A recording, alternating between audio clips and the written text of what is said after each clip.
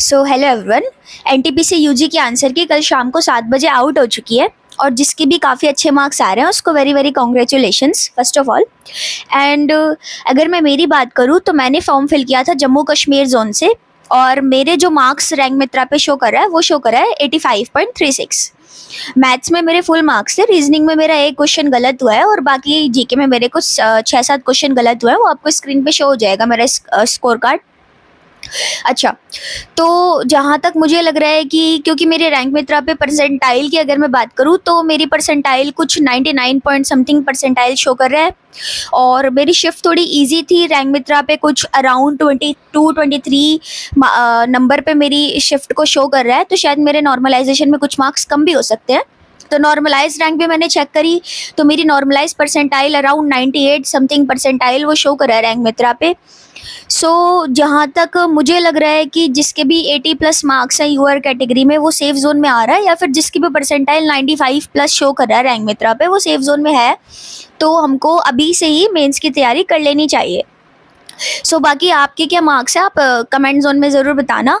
और अब मेंस के लिए आगे के लिए क्या रहेगा तो उसके बारे में थोड़ी सी बात कर लेते हैं और कट ऑफ क्या रहेगी उसके बारे में बात कर लेते हैं। तो सबसे पहले अगर कट ऑफ की बात करें तो जैसा कि मैंने अभी बोला कि अगर आप यूआर से और आपके 95 परसेंटाइल प्लस शो कर रहा है तो हमें एक बार मेंस की तैयारी कर लेनी चाहिए।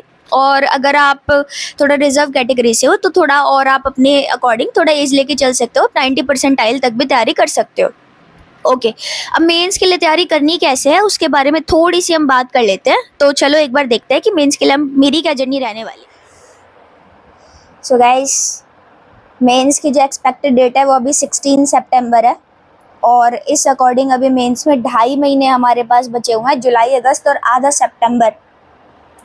अब इसमें क्या क्या करना है, चलो तीनों सब्जेक्ट के बारे में डिस्कस करते हैं। सबसे पहले मैथ्स के बारे में अगर बात करें तो जुलाई का मैंने क्या टारगेट बनाया है, जुलाई में हमें पूरी अर्थमेटिक कवर करनी होगी। जैसे सारे मेन टॉपिक जो कि percentage, ratio, SICI, profit loss, partnership और एज, सारे मेन टॉपिक जो है वो हम जुलाई में कवर कर लेंगे इसके अर्थमेटिक के। इसके बाद हमारे पास अगस्त में हम पूरी की पूरी कवर कर लेंगे एडवांस। हमें इतनी दिक्कत नहीं आएगी क्योंकि हम प्री दे चुके हैं, और क्योंकि हम प्री दे चुके हैं तो हमें बहुत सारी चीज़ों का अंदाज है, बस हमें रिवाइज ही करना है।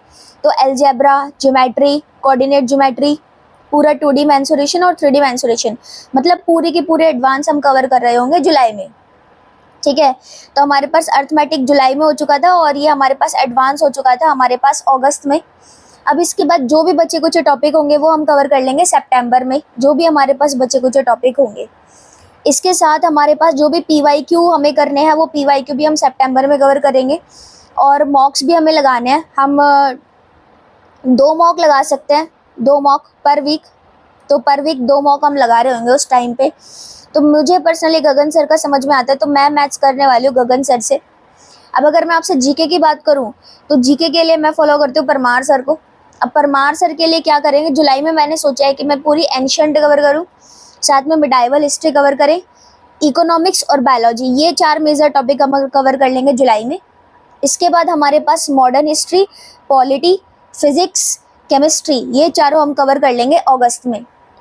तो इसी के साथ हमारे पास जुलाई और अगस्त में पूरी बल्क में जो हमारी जीके है, कोर सब्जेक्ट्स, हमारे पास पूरी की पूरी हिस्ट्री, इसके अलावा हमारे पास पॉलिटी, इसके अलावा हमारे पास साइंस, इकोनॉमी, और ये हमारे पास कवर हो जाएगा हमारा कब, जुलाई और अगस्त में।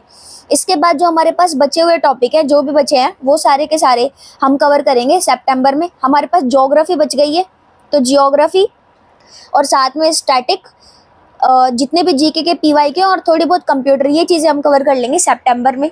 इसी के साथ हमारी पूरी जीके भी कवर हो जाएगी गाइस। लास्ट में अगर मैं मॉक्स की बात करूँ तो अभी हम 1 मॉक लगा सकते हैं हफ्ते में। जब मेंस की डेट आ जाएगी उसके बाद हम 2 मॉक लगाने लग जाएंगे बाद में, मेंस के बाद।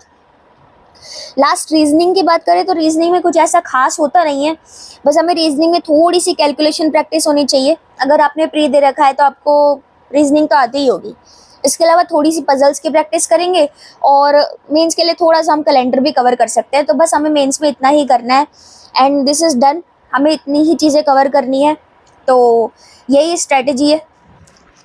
So this was my strategy. और अगर आपको इसके अलावा कोई क्वेरी है तो आप कमेंट सेक्शन में बताना, और अगर आपको डेली टारगेट वाइज जानना है तो उसके बारे में भी आप मेरे को कमेंट सेक्शन में बता देना। सो बाकी मिलते हैं नेक्स्ट वीडियो में। जल्दी ही एसएससी की कोई नोटिफिकेशन या कुछ आने वाला है तो उसके बारे में भी हम जानते हैं, बाकी चीज़ों के बारे में डिस्कस करते हैं नेक्स्ट वीडियो में। Okay bye.